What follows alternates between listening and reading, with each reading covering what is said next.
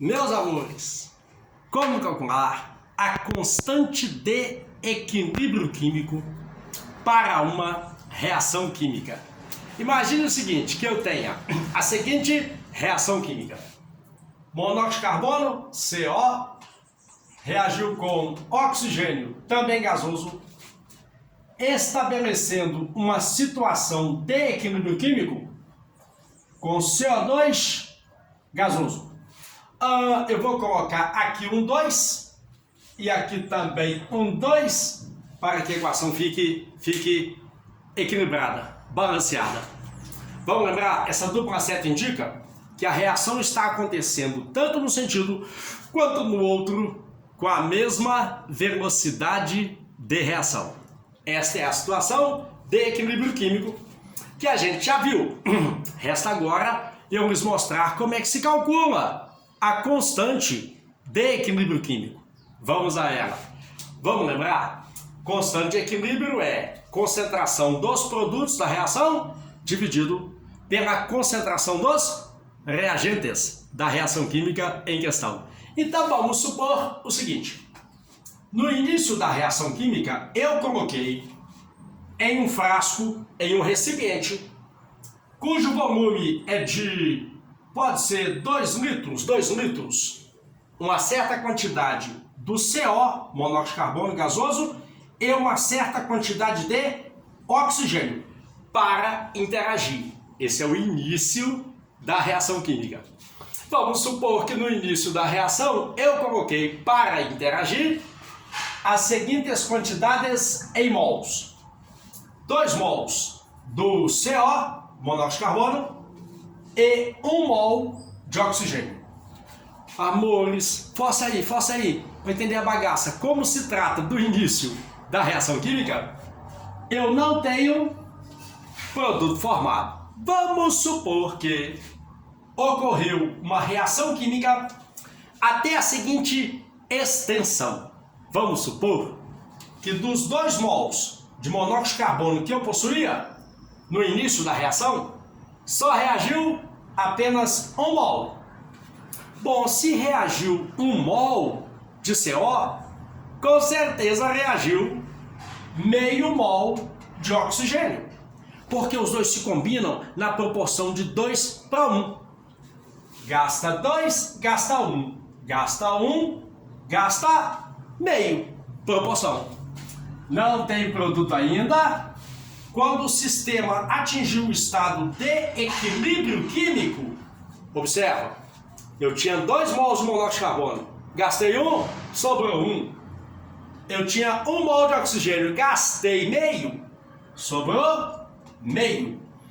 Aqui é onde geralmente as pessoas erram. Não erra não, fica atento, observa. Para cada 2 mols desse que eu gasto, eu obtenho 2 desse. Então, a quantidade produzida do CO2 é a mesma quantidade que foi gasta de CO. Gastei 1, produzi 1. Você poderia também ter pensado assim, ó. A quantidade produzida de CO2 é o dobro do que eu gastei de oxigênio. Gastei meio, vou produzir o dobro. Vou produzir 1. Agora o cálculo da constante de equilíbrio. Não podemos esquecer, constante de equilíbrio é concentração dos produtos da reação, no caso o CO2, ao quadrado, porque são 2 mols. Lembra que esta equação a gente conseguiu igualando a velocidade da reação direta à velocidade da reação inversa. E quando se calcula a velocidade de reação química, o número de mols vai lá para cima, ele vira expoente das concentrações. Tudo isso dividido pela concentração dos reagentes, que são o CO, também ao quadrado, e a concentração de oxigênio. Cuidado, vezes. Foi mais aqui não, tá? É proporção. Proporção é produto ou quociente. Jamais soma e ou subtração. Outro detalhe importante na hora de efetuar o cálculo. Efetua. Qual é a concentração de CO2 no equilíbrio químico? 1. mas é 1 mol em 2 litros.